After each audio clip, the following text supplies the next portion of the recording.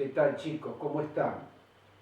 Esta clase sería la cuarta, si no me falla la memoria, corresponde al jueves 16 de abril del año 2020.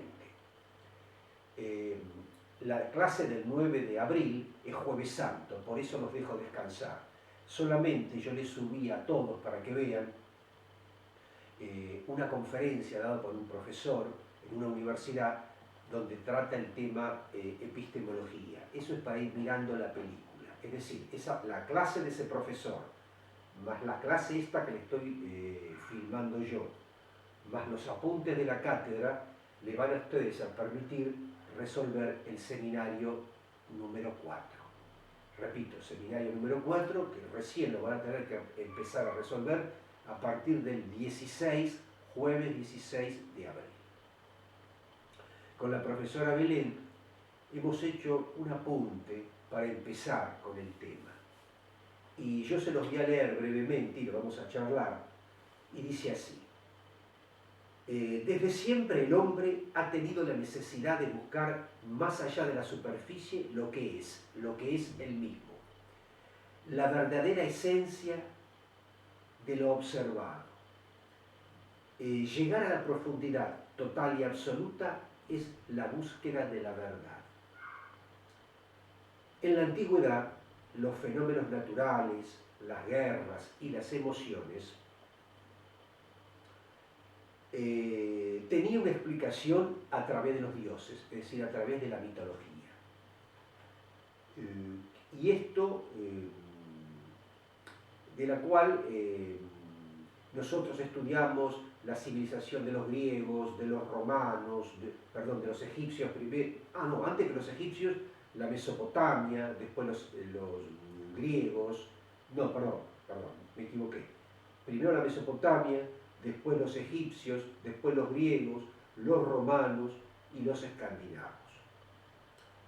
Desde sus orígenes en la Grecia clásica, la filosofía se constituye como el saber más general y profundo sobre la realidad, porque se ocupa del conocimiento del ser en toda su amplitud a la luz de las últimas causas y los primeros principios. Un filósofo, muchos siglos después, como Jasper, definió a la filosofía como ir de camino, es decir, se va aprendiendo todos los días. La filosofía, por su propia naturaleza, constituye un saber de segundo orden, pues primero se debe superar el plano epistemológico del conocimiento espontáneo y científico, para luego sí alcanzar el conocimiento de la unidad de sentido y universalidad a la que tiende la misma. Es decir, primero hay que resolver el plano epistemológico del conocimiento espontáneo y científico.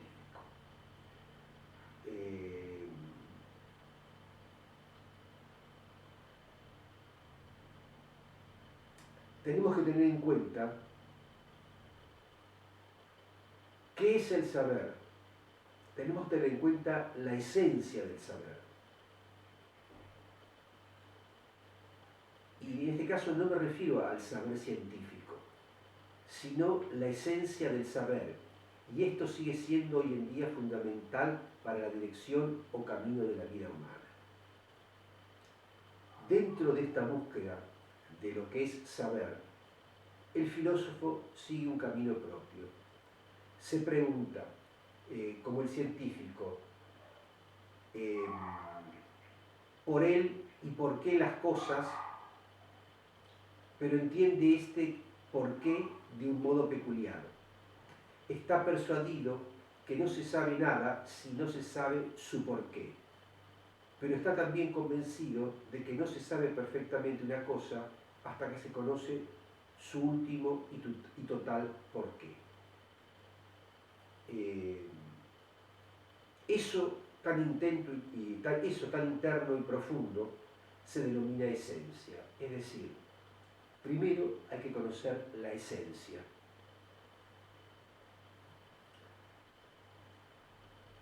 Este último total porqué es para él la ley que enuncia la conexión de un antecedente con su consecuente, sino la estructura misma de la realidad, emitida en su unidad total y última. Aquí está su segundo campo de trabajo, la realidad. ¿Cómo se presenta esa realidad? Es tanto esa realidad, en tanto es real, en tanto es realidad. Es decir, primero, esencia, segundo, realidad. Conocimiento y realidad son dos factores que se miran el uno y el otro, ya que no se puede decir lo que es conocer sin hacer referencia a la realidad, y no se puede hacer referencia a la realidad sin hacer referencia al conocer. En este punto, el hombre es una conexión ineludible en sí mismo del conocer y de la realidad. En sí, la pieza clave del filosofar y la filosofía. Es decir, repito, en este punto el hombre es una conexión ineludible en sí mismo del conocer y de la realidad. Y es así la pieza clave del filosofar y de la filosofía. Para hablar de realidad no podemos desconocer lo que la ciencia nos dice de la misma.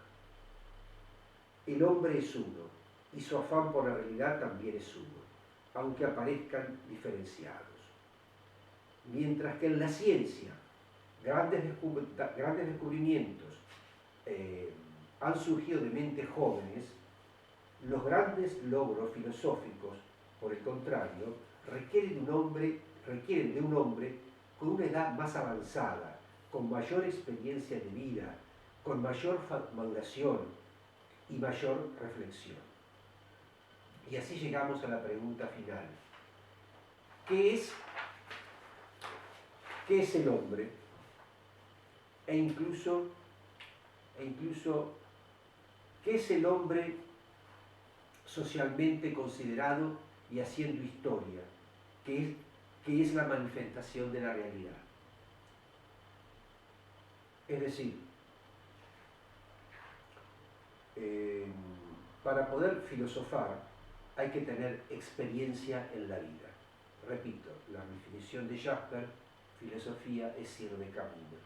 Se va aprendiendo todos los días cada paso que uno da en la vida.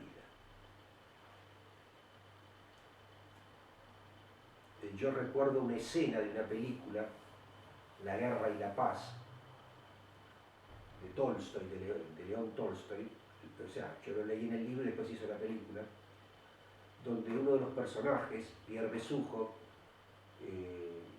lo lleva Napoleón prisionero y encuentra en el camino a un mendigo, un hombre que no tenía instrucción, ni primaria ni secundaria, y él lo escuchaba siempre, y era un gran filósofo, porque había aprendido de la vida y había aprendido en la vida. Todos los días de su vida los había aprovechado para aprender algo. Y le fue muy útil a Pierre Besujo. Y finalmente lo iban a fusilar, bueno, después salvó la vida, ¿no? Pero aprendió mucho de este hombre que le dirían es un ignorante.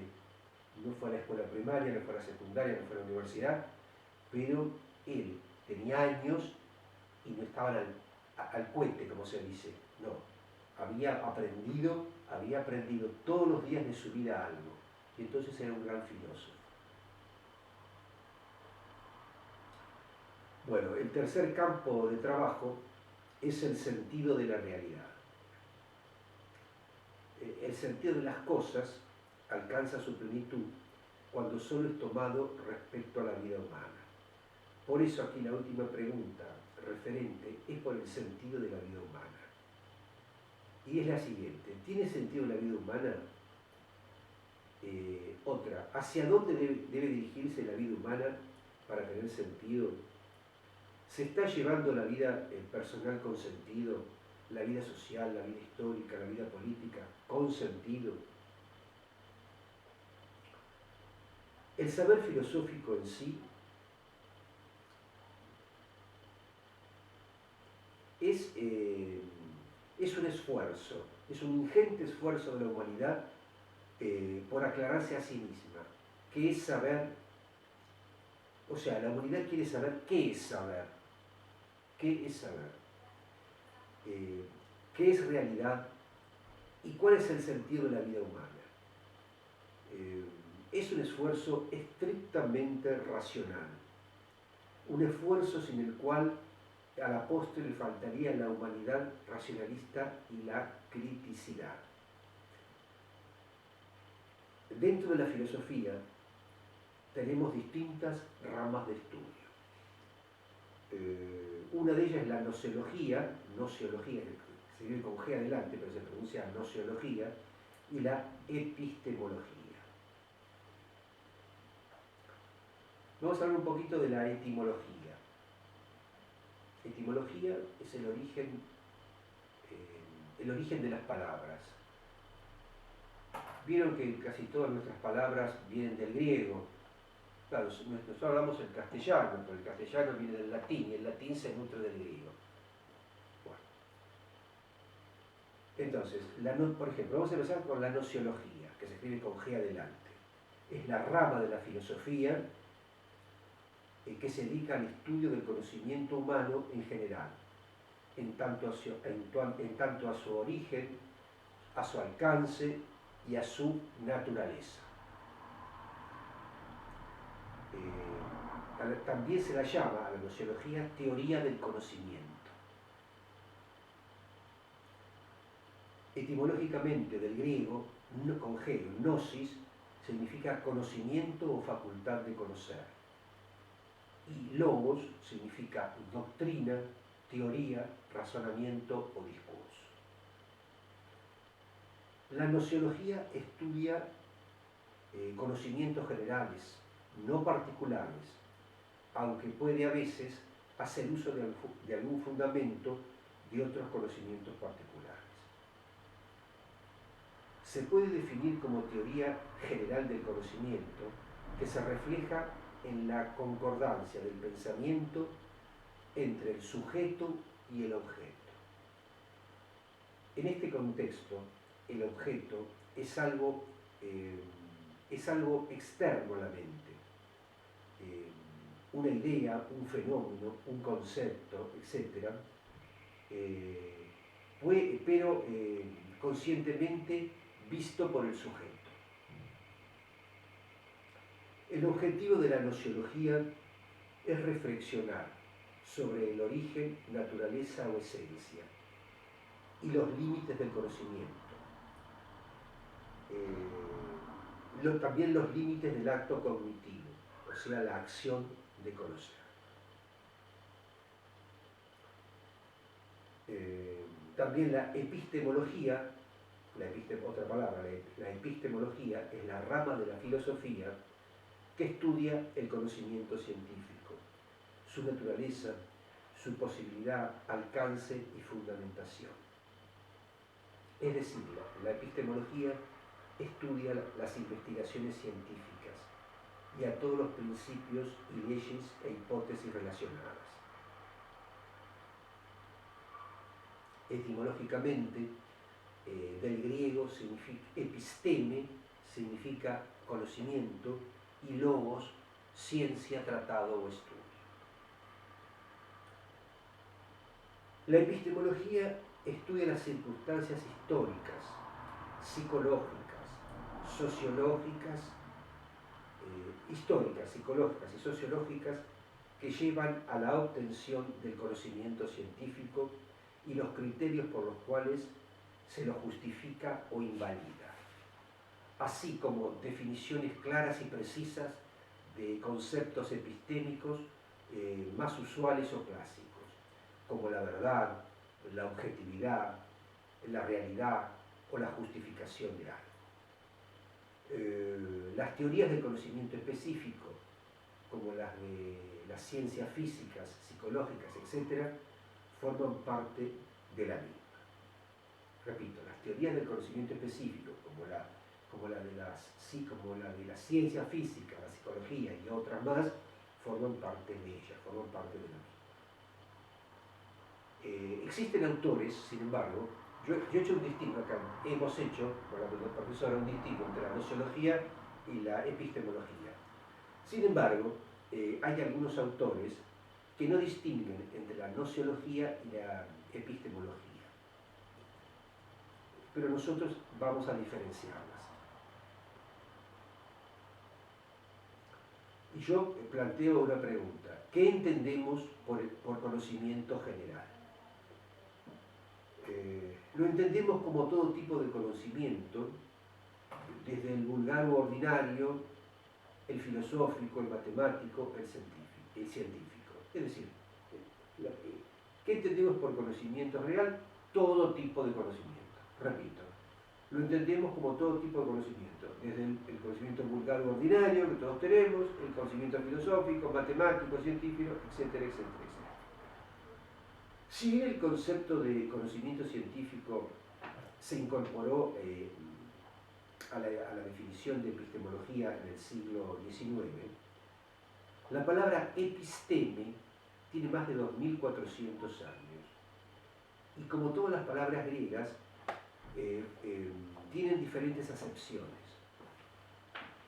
Y nosotros vamos a elegir la siguiente acepción: conocimiento exacto. O sea, significa el conocimiento de la verdad.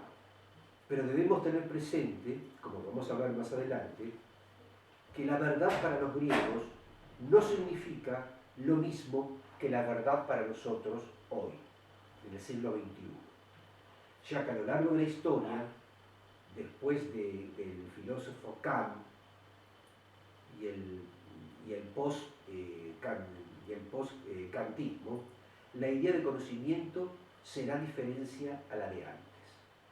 O sea, el filósofo Kant marcó un hito, un hito entre el antes y el después.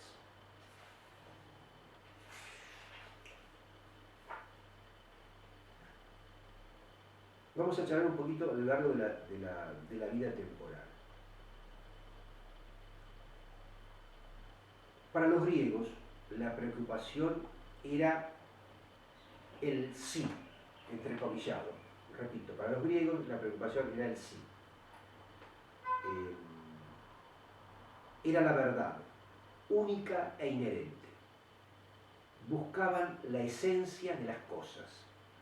Para ellos, para los griegos, no era necesaria una explicación científica, ya que la verdad era en sí misma y se tenía que observar y llegar a la profundidad. Tenía identidad propia. El ser humano, para ellos, tenía un rol pasivo, donde trataba de adherirse a la verdad y trataba de buscarla. Para el medioevo, la verdad sigue considerándose única, pero a diferencia de lo que pasaba en la antigüedad, los medievales depositan en Dios la razón final del en sí mismo, en sí encomillado. ¿Sí? Una cosa era el en sí encomillado para los griegos. En la Edad Media aparece Dios, el conocimiento de Dios. Entonces ahí los medievales depositan en Dios la razón final del en sí encomillado mismo. En la modernidad y posmodernidad, la verdad no es única, sino relativa. Puede tener tantas verdades como personas. Aquí el sujeto, el ser humano, pasa a ser el centro de todo, o cree que es el centro del universo. Por lo cual, la preocupación en su conocimiento de la verdad, el centro del hecho epistemológico, es el sujeto que conoce, es el sujeto que conoce. Esto se da después de Kant. La filosofía de Platón, así como Aristóteles, Sócrates, o bien los medievales como Santo Tomás de Aquino, San Agustín, entre otros, fueron grandísimos pensadores. No podemos hoy evaluarlos desde nuestro mundo. Cada época tiene una cosmovisión diferente. Bueno, hacemos un pequeño corte y continuamos.